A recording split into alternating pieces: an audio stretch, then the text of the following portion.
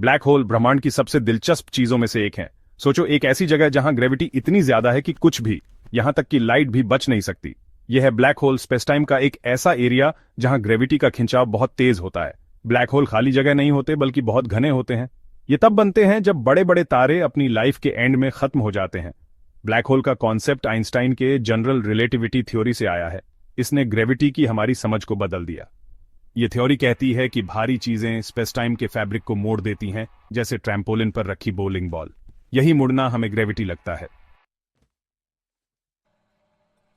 Event horizon black hole के चारों ओर की वो सीमा है जिसके पार से कुछ भी वापस नहीं आ सकता। इसे नो रिटर्न वाला पॉइंट समझो। एक बार कुछ भी इवेंट होराइजन को पार कर जाता है तो वो कभी वापस नहीं आ सकता। ऐसा इसलिए क्योंकि इवेंट होराइजन के अंदर ग्रेविटी इतनी ज्यादा होती है कि वो हर चीज को अंदर खींच लेती है, लाइट को भी। इवेंट होराइजन कोई दीवार नहीं है, बल्कि स्पेस टाइम का एक एरिया है। ये उस पॉइंट को दिखाता है जहां एस्केप वेलोसिटी लाइट की स्पीड से भी तेज हो जाती है।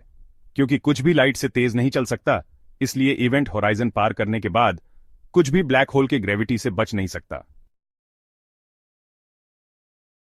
ब्लैक होल के सेंटर में सिंगुलैरिटी होती है, एक ऐसा पॉइंट जहां डेंसिटी इनफाइनाइट और वॉल्यूम जीरो होता है। यहां फिजिक्स के सारे नियम टूट जाते हैं। सोचो, एक स्टार का सारा मैटर एक छोटे से पॉइंट में समा जाए, जो बहुत छोटा हो पर बहुत घना हो। यह है सिंगुलैरिटी, एक ऐसी जगह जहां फिजिक्स की हमारी समझ खत्म हो जाती है। सिंगुलैरिटी बहुत तेज ग्रेविटी वाला पॉइंट है। माना जाता है कि ब्लैक होल में गिरने वाला सारा मैटर यहीं आकर रुक जाता है। सिंगुलैरिटी की असलियत अभी भी एक रहस्य है। साइंटिस्ट्स को नहीं पता कि मैटर और एनर्जी का क्या होता है जब वो इस पॉइंट पर पहुंचते हैं। श्वार्ज़चाइल्ड रेडियस, जिसका नाम जर्मन फिजिसिस्ट कार्ल श्वार्ज़चाइल्ड के नाम पर रखा गया है, ये इवेंट होराइजन का रेडियस है।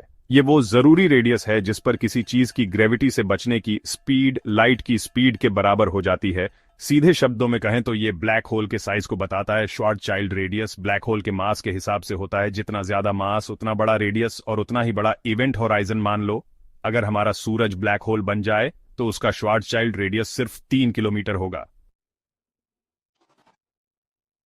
सेक्शन 5, एक कॉस्मिक दावत घूमता हुआ एक्रीशन डिस्क। ब्लैक होल के आसपास अक्सर गैस और धूल का एक घूमता हुआ डिस्क होता है, जिसे एक्रीशन डिस्क कहते हैं। यह डिस्क तब बनती है जब मैटर ब्लैक होल की तरफ गिरता है। एक कॉस्मिक भंवर की कल्पना करो जिसमें मैटर इवेंट होराइजन की ओर अंदर की ओर घूमता रहता है। एक्रीशन डिस्क का मैटर फ्रिक्शन की वजह से गर्म हो जाता है और एक्स-रे निकालता है, जिसे एस्ट्रोनॉमर्स डिटेक्ट कर सकते हैं। एक्रीशन डिस्क ब्लैक होल को ऑब्जर्व करने में बहुत इंपॉर्टेंट है। जैसे जैसे डिस्क का मैटर अंदर जाता है, वो गर्म होता है और रेडिएशन निकालता है।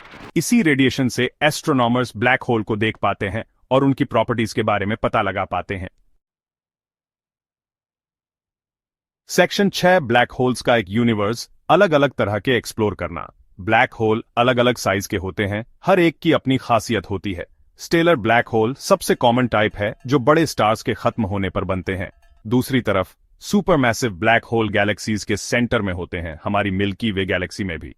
इंटरमीडिएट ब्लैक होल, जैसा कि नाम से पता चलता है, स्टेलर और सुपरमैसिव ब्लैक होल के बीच के मास वाले होते हैं। प्राइमोर्डियल ब्लैक होल, जो अभी तक थ्योरी में ही है, माना जाता है कि ये शुरुआती यूनिवर्स में बने थे। हर तरह का ब्लैक होल यूनिवर्स के विकास में अपना अलग रोल निभाता है। सेक्शन 7, एक मॉन्स्टर का जन्म। ब्लैक होल कैसे बनते हैं? ब्लैक होल्स ब्रह्मांड के सबसे सीक्रेट्समय और शक्तिशाली ऑब्जेक्ट्स में से एक हैं। स्टेलर ब्लैक होल तब बनते हैं जब बहुत बड़े स्टार्स, हमारे सूरज से कई गुना बड़े, अपना न्यूक्लियर फ्यूल खत्म कर देते हैं। ये तारे अपने जीवन के अंत में पहुंच जाते हैं और उनके अंदर की ऊर्जा समाप्त हो जाती है। जैसे ही स्टार का फ्यूल खत्म होता है, न्यूक्लियर फ्यूजन से बाहर की ओर का प्रेशर ग्रेविटी के अंदर की ओर खिंचाव को रोक नहीं पाता। इस प्रक्रिया में तारे की बाहरी परतें अंतरिक्ष में फैल जाती हैं और तारे का कोर सिकुड़ने लगता है।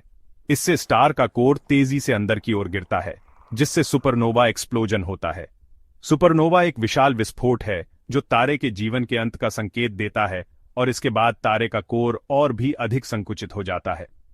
बचा हुआ कोर अगर काफी बड़ा है तो अपनी ही ग्रेविटी में और गिरता है और ब्लैक होल बन जाता है।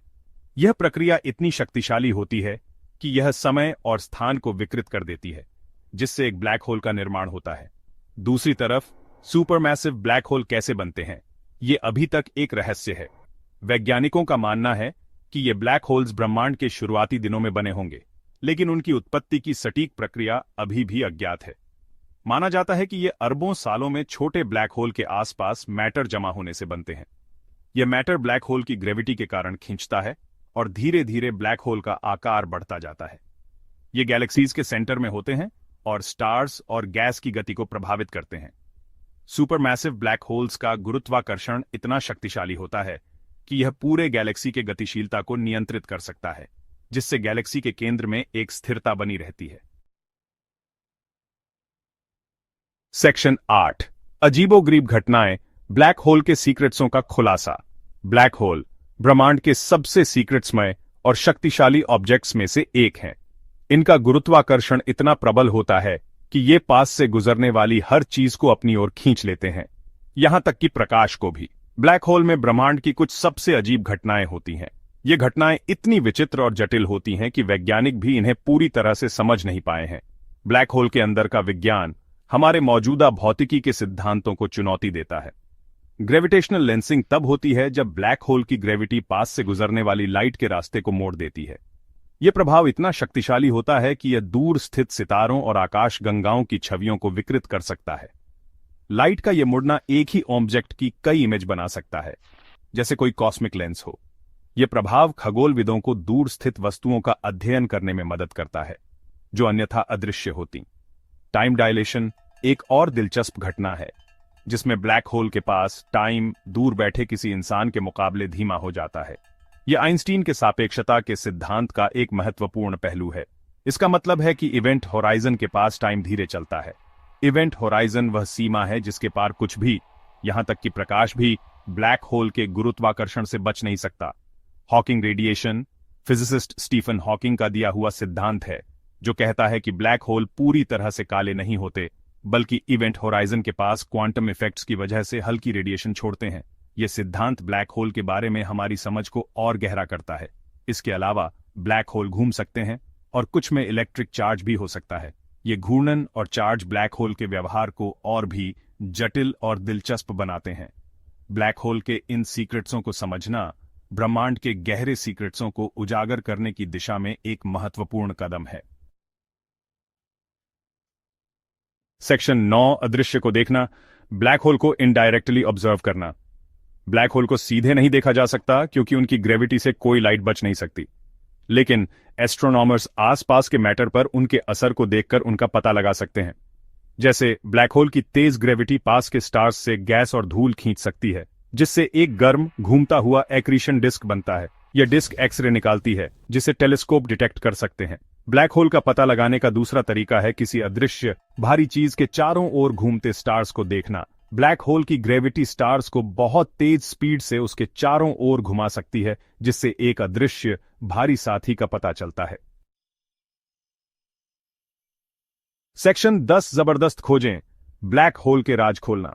2019 में इवेंट होराइजन टेलीस्कोप ने ब्लैक होल की शैडो की पहली तस्वीर लेकर एक बड़ी उपलब्धि हासिल की। यह तस्वीर एक डार्क सेंटर के चारों ओर लाइट की एक धुंधली रिंग, ब्लैक होल और उनके इवेंट होराइजन के होने का पहला सीधा विजुअल सबूत थी। एक और बड़ी खोज ग्रेविटेशनल वेव्स की खोज से हुई। स्पेस टाइम में ये तरंगें आइंस्टाइन के जनरल रिलेटिविटी थ्योरी के अनुसार ब्लैक होल जैसे भारी चीजों के टकराने से बनती हैं। 2015 में ग्रेविटेशनल वेव्स की पहली खोज ने ब्रह्मांड को देखने और ब्लैक होल के मर्जर का अध्ययन करने के लिए एक नई विंडो खोली। सेक्शन 11 अनसुलझे सवाल, कॉस्मिक रसातल के सीक्रेट्स। ब्लैक होल के बारे में हमारी समझ में काफी तरक्की होने के बावजूद कई सवाल अभी भी अनसुलझे हैं।